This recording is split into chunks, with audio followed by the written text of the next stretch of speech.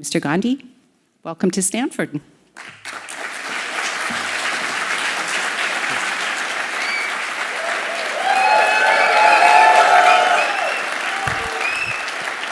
you like the podium? Would you like to address from the podium? Yeah. Go straight there? No, you please sit it. Once you make your comments, we can have a conversation. Do you want to say something or just Please, start? go ahead.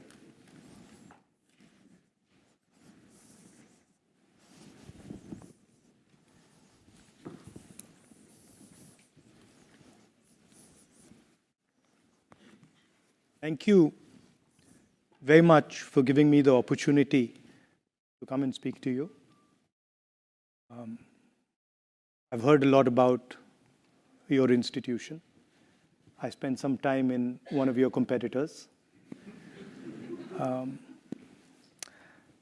It's an honor for me to be here. I've been asked to speak about global transition and how the world is changing. And also how one should act through that change, how one should think about acting through the turbulence that is obviously going to come.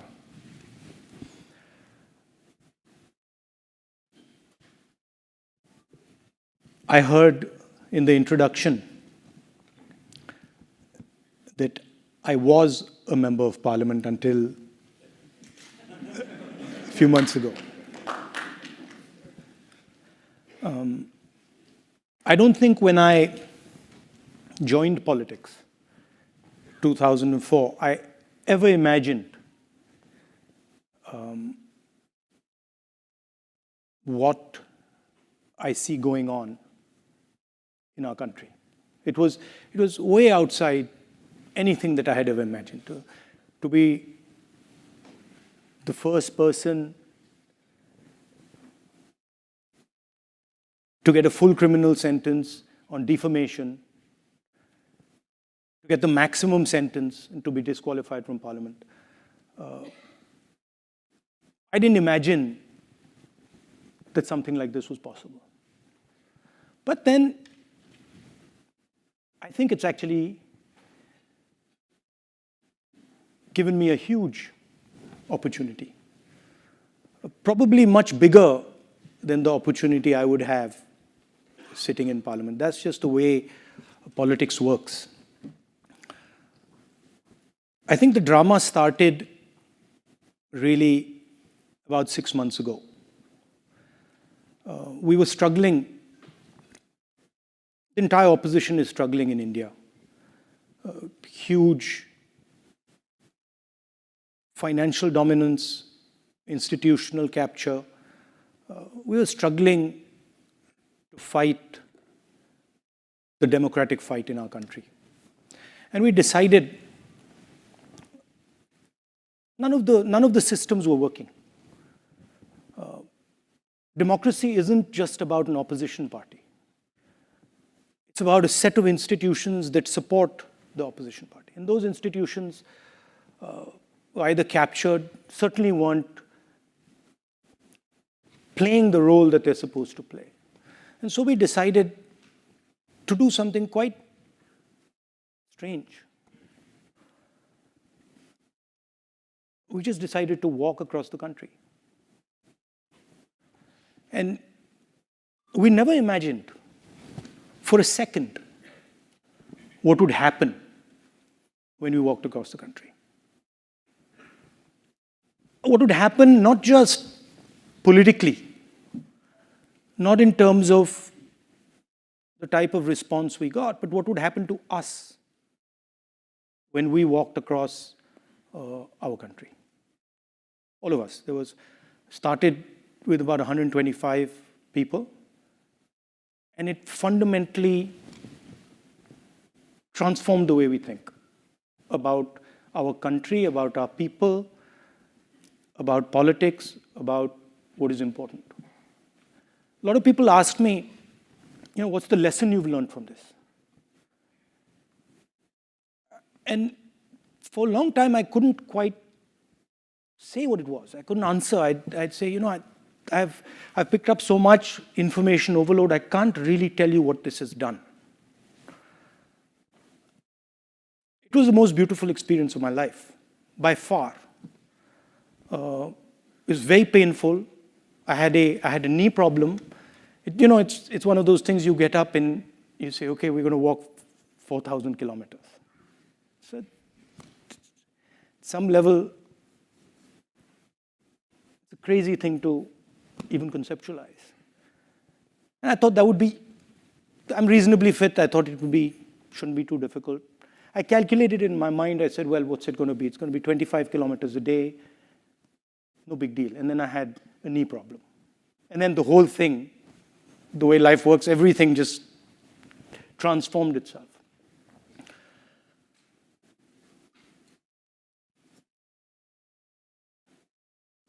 We met what I would best describe as the soul of our country. And very quickly, in a week, 10 days, a silence descended on us. We couldn't speak. We went from trying to explain things to people. This is why agriculture isn't working. This is how you should think about education. This is how, the healthcare system should look. This is what, we should be doing. And suddenly we all went silent. And we went silent because we came into contact with a intelligence that we had never seen, that we had never even conceptualized could exist. Farmers who many people would say, don't have an education, and then who are explaining things to us in a way that we just are in stunned silence. Right? And we saw this with farmers, with laborers, with small businessmen, everybody. And so this silence descended on us. And we just sort of stopped talking and started listening. And we heard tales of immense suffering. I mean, I can think immediately, I thought about one which sort of, to me, embodied the spirit of my country, our country. I was walking, and a young man came and started walking with me. And I put my arm on his shoulder, and suddenly I realized he didn't have arms. So he had no arms. And I tried to sort of make him a bit comfortable, didn't want him to feel that I know you don't have arms. He wasn't too bothered. And we started talking, and I asked him, listen, what do you do? And he looked at me and he said, I'm a mechanic. The immediate thing in my mind was, he's lying. How can he be a mechanic? He doesn't have arms. It's impossible. So I said, well, I didn't want to be direct. I didn't want to say, you're lying. I said, listen, what cars do you repair? He says, I don't repair cars, I repair motorcycles. So I said, oh yeah, what motorcycle do you repair? And he started listing all the motorcycles. So I said, can I come and see what you do? And he said, yeah. And then he proceeded to take us and show us how he serviced a motorcycle with his feet. It's the most amazing thing I've ever seen in my life. He took apart the entire engine with his feet. And he put the entire engine back together with his feet. I can't do it with my hands. So we saw these type of things happening. And we saw clearly the disconnect between our politics and our people. And that disconnect is visible in the United States, it's visible in the rest of the world. There's a huge divide between the people and the politics. Politics is talking about something else, people are talking about something else. We experienced this multiple times. And as I was walking through this, I kept thinking, something puzzled me. What I couldn't understand is that while we were walking, we had no force. Force was completely on the other side. The other side had police, they had the institutions, they had the media, they had social media, they had everything. And here was this group of people. In a few weeks, it became thousands and then millions, just walking. And all the force at the disposal of the government of India could do nothing. And the more they tried to apply force, the less it worked. And so this puzzled me. I was like, how come they have all the force, they have all the systems, and nothing's happening? Why, for example, are they just not physically stopping us? And this was a question that just kept rotating in my mind. I'm like, why is it that they have the force, but they don't have power? And I realized that force and power are two completely different things. Most people, politicians in particular, confuse force and power, and they think they're the same thing. They're not the same thing. They're completely different things. Power is an act of imagination. Power is in the present.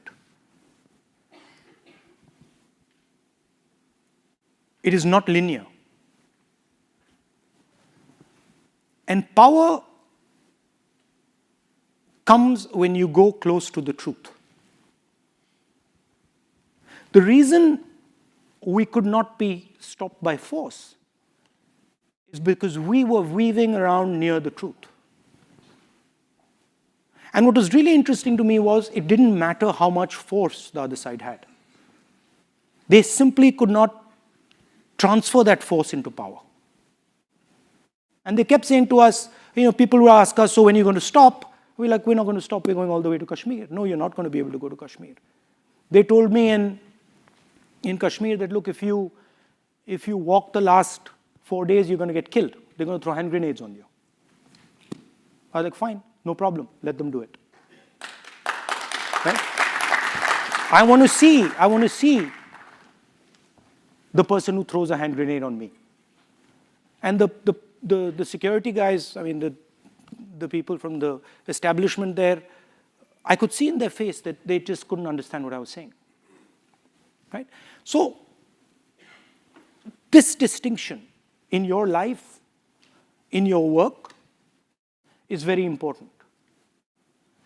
It doesn't matter how much force the other person has. You can still have power. And it is determined by how close you are and how precise you are with regards to the truth. Now, you can see these moments. Mine was a very small one. You can see these moments of power versus truth in history. Big ones. Example,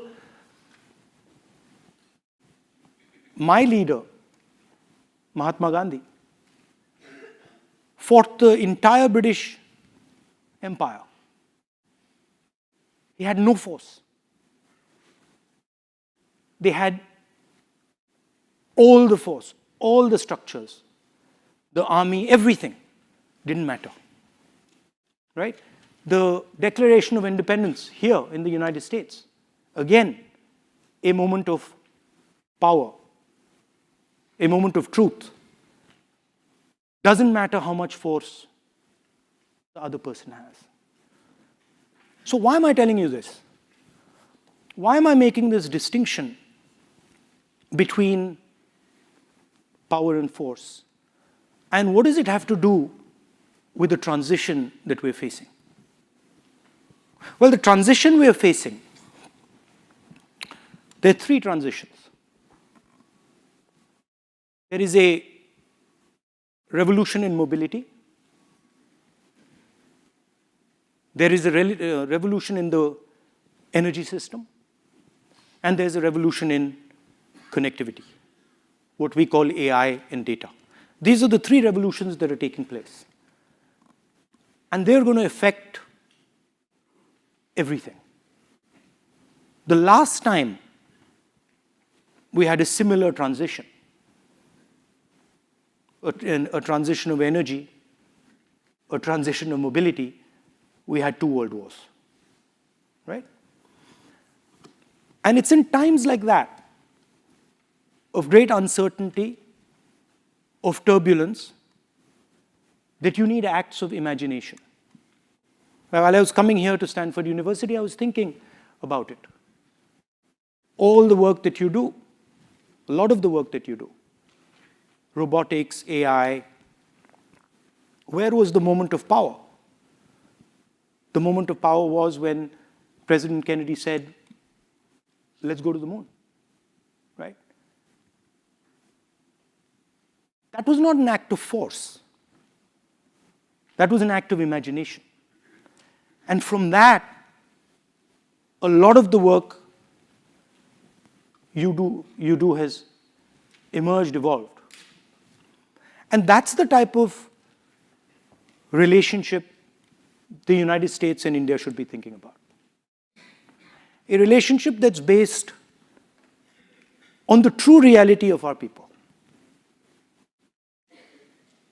We know in India a lot about the reality of our people. All of you know. You live in our great country. You know the levels of poverty that we have. You also know the amazing amount of skills that we have. The United States has the world's cutting-edge technology.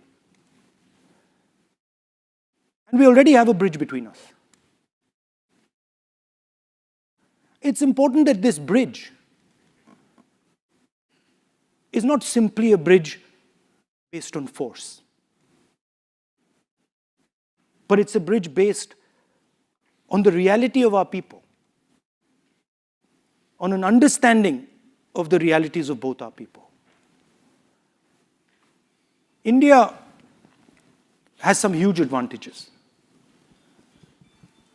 In a data-centric world, we have one of the largest pools of data. You over here are testament, many of you, to our skill in technology, in software. There are many more young people like you back home who don't have the opportunity you've had, who could augment our capability. So that's what I wanted to leave you with. I think there are difficult times,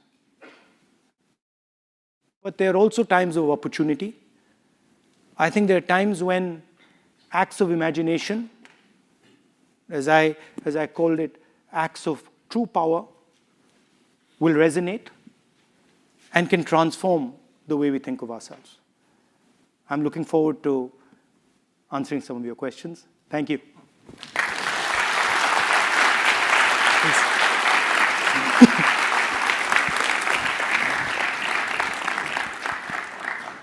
Thank you very much. Thank you for coming to Stanford. Thank you for being such an ardent and passionate supporter of the US-India relationship. It's great to have you here.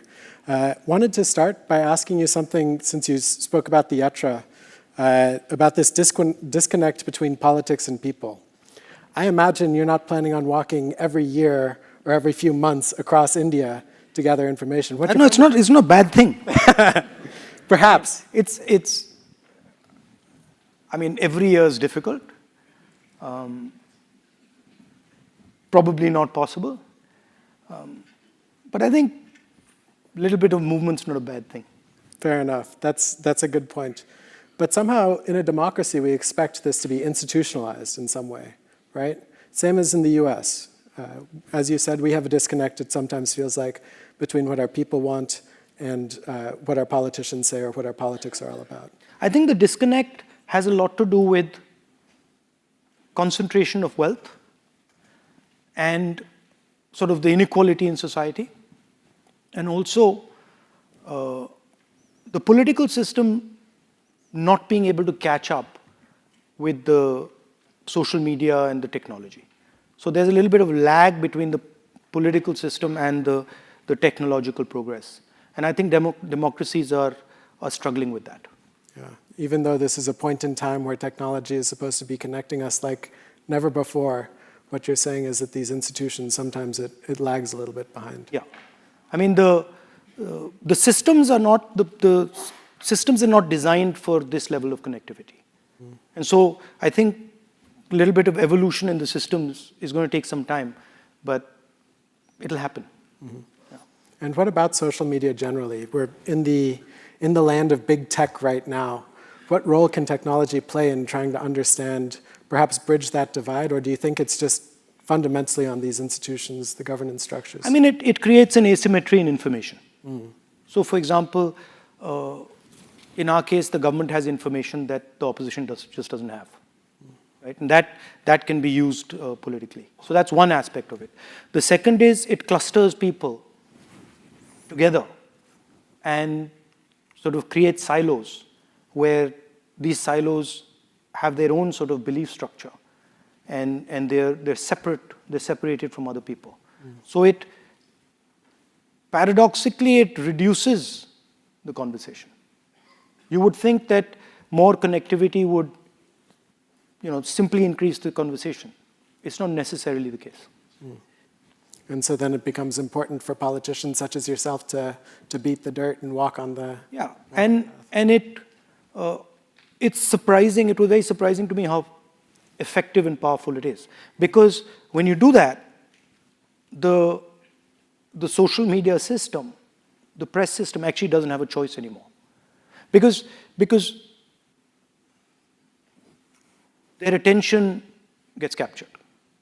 So even if they want to move the attention, a act like walking across the country just fixates the attention. I think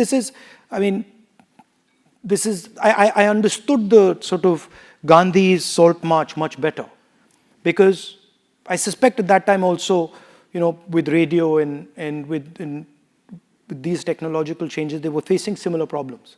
And I think that idea of walking across the country forces people to say, okay, so what's going on there? And then the thing starts to work. That makes sense. Just turning to the purpose of your visit, US-India relations, what would you say is the current status of how our two countries work together? I think there's a lot of good work that has been done from the 90s. But as I was saying, I don't see the acts of imagination. I think it's more of the same.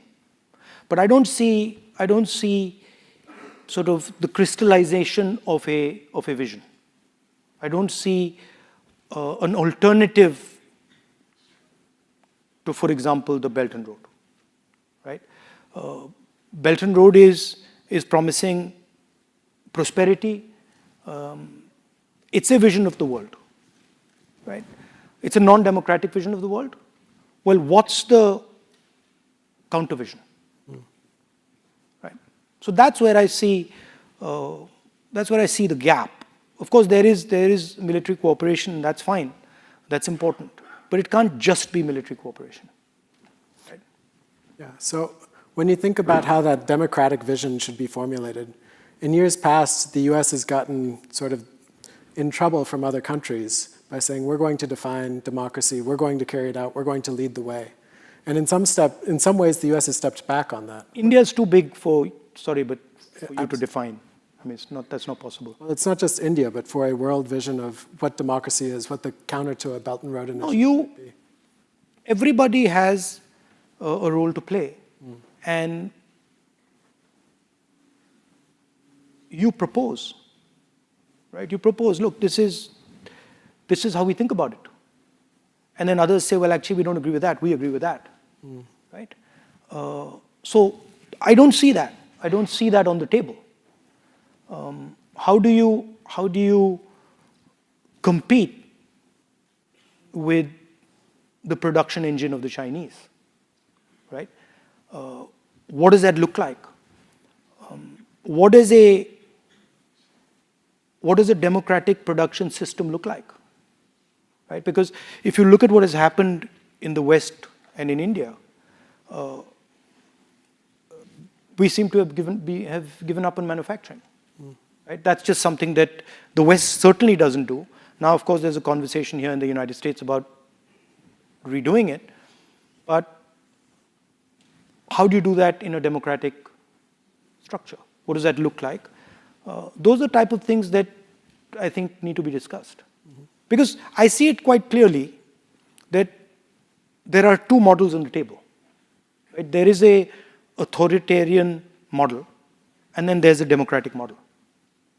Right? And the authoritarian model has got a handle on production. Right?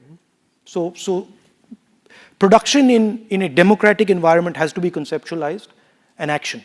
And I think India has a central role in that. So what would that look like? I'm clearly not as familiar with India as you are, but when I work with young adults, I hear from them the same thing. I want a government job.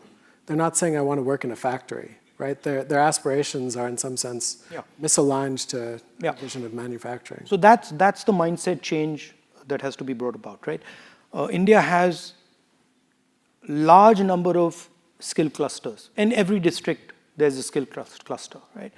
But we are not connecting that cluster with finance. We're not connecting that cluster with technology. We're not nurturing the ability to manufacture. By manufacturing, I don't necessarily mean massive factories the way China does. You could have small and medium factories. You could have technology-intensive factories. But at least get on with the business of production. It'll probably look very different in India than it looks in China. It'll probably be much more decentralized. So those things will emerge once you start discussing a potential vision. I also think that neither the United States nor India can do it alone. I think there's a synergy between our two countries that is required for it to happen. What would that take on? What could the US offer to India or vice versa that you would like to see? I mean, India, of course, as I said, has it's what Saudi Arabia is to oil, India is to data, right? With China, we have the single biggest data pool on the planet. So that's a huge asset that we bring to the table. We have these youngsters who are here, and millions of them back home who understand how to manipulate that data, who understand how to conceptualize production. So we have that. We also have a population that is more than ready to work very hard. So that's what we have. So when I listen you have technology. You have Silicon Valley. So these two things need to be brought together, but it needs to be a vision, right? And you need to start actioning it. So when I hear people from the opposition party coming out here, they talk about the same sorts of things. India needs to make more in India. Manufacturing needs to take off. The US and India need to work together towards this vision. How would you say you differentiate yourself from the ruling power in this dimension? I have a completely different concept of India. I don't see India the way they do. They see India as a top-down, centralized system. I see India as multiple cultures, multiple religions, multiple languages. I see it as a decentralized system. I don't think one state should impose itself on another state. I don't think one language should be imposed on the people of India. So it's two completely different visions of India. Right? I actually don't believe that the BJP's vision of India can lead to production. Can you say why? I think because you need to decentralize power in India to produce. You won't be able to do it from Delhi. And that's probably... Like, for example, you take if you want to look at success, reasonable success, manufacturing in India is Tamil Nadu, right? Completely different cultural system, completely different language, completely different history. You have to leave them alone. You have to make them comfortable. You can't let them feel that their language is threatened, their culture is threatened, and then they can do it, right? But if you are under the impression that, look, my language is being threatened, my culture is being threatened, my belief structure is being threatened, where are you going to sit there and say, let me go and get to work? You're going to be on the defensive all the time. So both in the US and in India, one of the big solutions, a top-down solution perhaps you might say, is to offer subsidies to try and encourage more manufacturing. We see this in the chip wars that are taking place right now in semiconductors. We see this in other industries as well. What's your view on that? How can that be channeled in a more decentralized fashion, I'm assuming you would say? Yeah, you could do that. I think it also has a lot to do with the way you think about finance and the way you think about banking. So if your banking system, at least in India, your banking system is very centralized, and then the top 15, 20 people have full access to the banking system, whereas small and medium businesses, people who want to set up production units, they don't have access. So you have to think about these factors if you want to actually be serious about it. But I don't think India has a choice with regards to production, because we are transitioning from a rural to an urban country, right? And we've got earlier large masses of people who are connected to the land, right? And they tended to stay with the land. Now these people are in the cities, right? And the only way to give them a livelihood is to produce. So I don't think the idea that India can just, be a service-oriented country. I don't think the scale of India allows that, and I don't think the numbers allow it. So as India urbanizes, what kinds of changes would you think that the government needs to make? I've always been struck when I go to India that the mayor of, say, some big city like Mumbai or something is a relatively powerless position. Couldn't imagine. Not relatively, completely. Right? So these are the type of things that you need to change, right? The ability to impose local taxes. Right? It's a completely different system than the one we have right now. And that some of that transition will happen naturally, right? It'll automatically happen. When we were in the UPA, we conceptualized providing a safety floor. So our idea was, people are moving from the rural area to the urban area. This is a difficult transition. It's unsafe. And you tend to go in and out of poverty while you're making this forward and backward movement. So we started to think about ideas like Manrega, which is guaranteed employment, right to food, et cetera, so that these people would be comfortable making this transition going back and forth.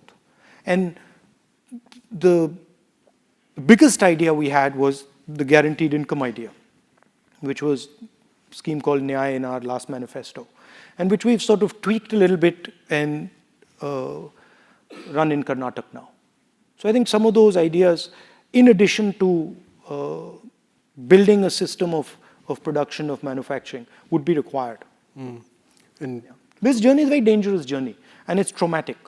So when you move from a village to Bombay or to Karnataka, don't underestimate the fear and the distress that movement, to and fro movement, causes. So you need to provide that protection. Oh, it's very hard. I was working with a rich person in the Bay Area, and he was offering $1,000 to any family that would move from a rural area to an urban area. Just couldn't figure it out in some respects. I mean, it's very daunting. And that's the United States. That's also true in the US. So I mean, This in is the India. United States, it's much simpler. Yeah. Right? And you have much more support and protection than you have in our country. So with respect to China, just to turn back to foreign policy, how do you see the India-China relationship evolving over the next, say, 5, 10 years? Well, it's not doing too well these days. No. That's an understatement. Yeah, it's rough right now. I mean, they've occupied some of our territory. It's rough. It's not going to be an easy relationship. Do you see some sort of difference between you and the ruling party right now in China? Because they also seem to be quite tough and I mean, the question, India cannot be pushed around. So that certainly is not going to be allowed. It's not going to happen.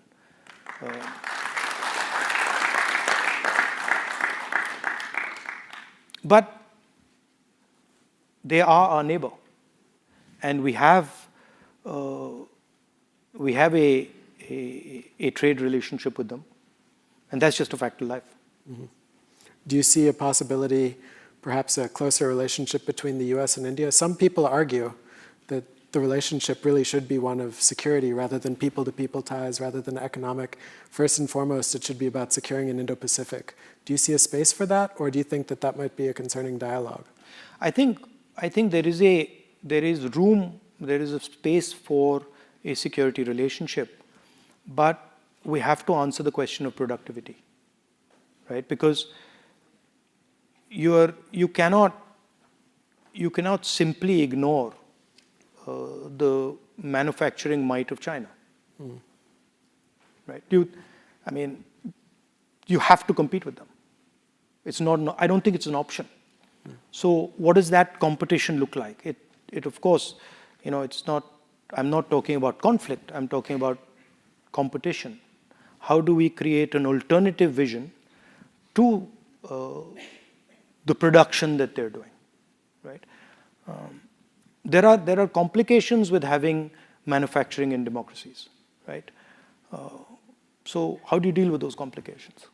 We don't have too many success stories, unfortunately, at least post-World War II. Well, you pushed manufacturing out of your country, right? And you pushed it out partially because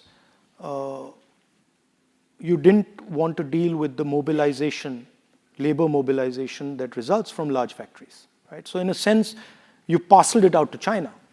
And now you've realized that that was a mistake, right? But there are political reasons as to why that happened, right? So that's really the thing. Instead of resolving the conflict between labor and capital in the United States or in the Western world, you parceled it out. And in my view, that was a fatal mistake. I don't think it's one, though. It seems like consumers especially, right? They care about prices at the end of the day. We like to think that we care about climate, we care about how people are treated, labor standards. Are you saying that India should compete with China on a price front, or should India be offering something else? No, I'm saying, I think that's black and white. Do you compete on price or do you compete on something else? I'm saying that have a vision for manufacturing, right? Have a vision for, what's our problem? Our problem right now is that we have millions and millions of people who we simply cannot employ through services, right? You just don't have the spin-off jobs in services that you have in manufacturing. A car factory produces a whole bunch of auxiliary units, produce another set of auxiliary units. So it's an entire network where you can give many more people jobs. So this idea that, we can just ignore manufacturing and we can just run a service-based economy, you'll have huge social problems in India. You won't be able to deal with them because you'll have massive amounts of unemployed people. Which is what we're seeing Yeah. these days. Unemployment's very high. So exactly, and if you look at unemployment, it's rising. As manufacturing is dropping, unemployment is rising. Right? It's directly connected. That makes sense. It's a hard thing to do, right? It's not an easy thing to do. It's much harder, frankly, for the West to do it than for us to do it. But it's got to be done. There's certain elements of it that you will do better than us. There's certain elements of it that we will do better than you. But it's got to be done. Makes sense. In the time remaining, I've collected some questions from students. They were collected prior to your speech. I was hoping for some softball questions on the yatra. The last few nights, I've been binge watching what you ate and what you did, all of these sorts of lifestyle questions. But alas, Stanford students failed me. They've got some tough questions for you. I'm fine with tough questions. Great. So the first one is from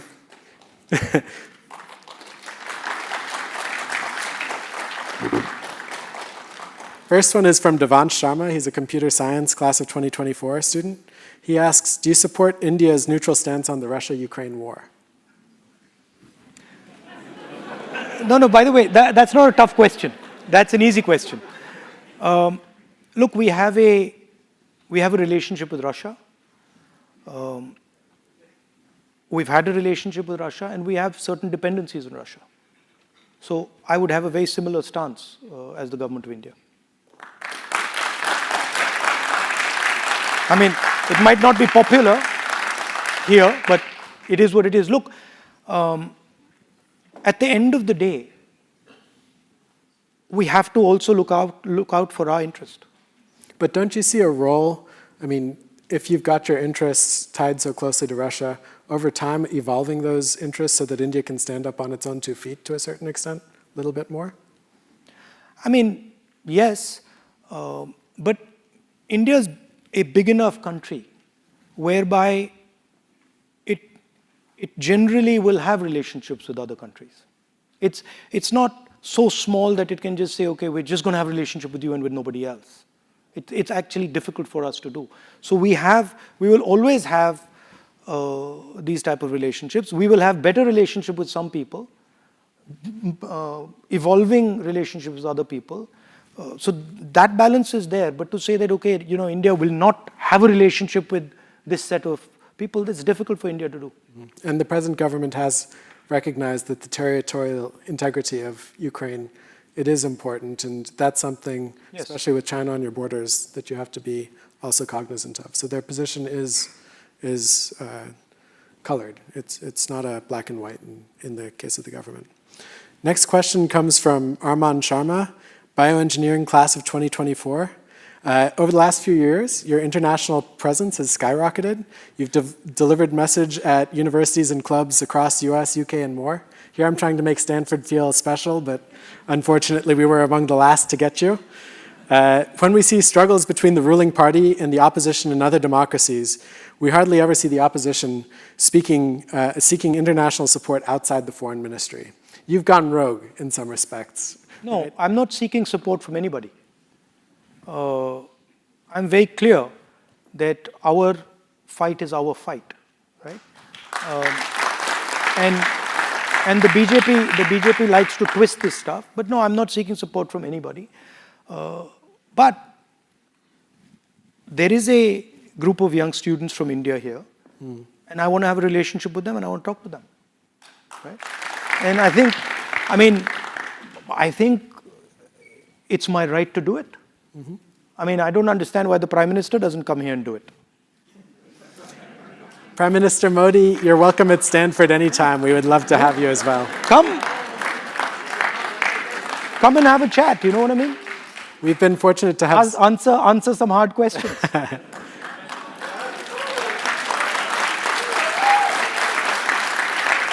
Look, it's important, I'll tell you something. It's important for political people to put themselves in situations like this, because it's very valuable. It makes us refine our thoughts. It makes us think about things. And the odd question that you can't answer. So what? We're all humans. I mean, we're not gods here. So I'm more than happy to have the occasional slip up, because I gain a lot. I understand what you're thinking. I understand what you're working on. So to me, it's developing a relationship with young people here. Excellent. We've had a number of BJP politicians come through, and unfortunately for us, not Prime Minister Modi yet. Let me ask one other question, and this is from Reina Bhatia, Bioengineering and International Relations student, class of 2025. So your party has been in opposition for 9 years now, and not surprisingly, you've made a number of complaints about how the opposition is excluded from decision-making. Say Congress comes back to power, what protections and rights do you think you would extend to the opposition? How would you rebuild these? I think our record is very clear. You can see the record of the UPA government. We didn't do any of this stuff. We were not threatening the opposition. We were not putting cases in the opposition. It's just not something we do. So this is a new style of politics that has come into India, and we certainly don't believe in it. So is it just a political thing, though, or would you institutionalize some protections? I mean, there are institutionalized protections which have been torn apart, right? So yes, it would be strengthening those protections. It would be strengthening the institutional framework. But what is going on back home is not normal. It's not something that has been done even by the BJP before. And do you see parallels? This isn't just an India-specific story. When you read the papers, you hear about declines in democracy. Even in this country, many people talk about declines in democracy. I think, as I said earlier, it's a combination of dramatic increase in connectivity and concentration of power. Well, thank you very much. This has been very illuminating. Please come back to Stanford many times. We really appreciate it. Thanks. Good job. Thank you.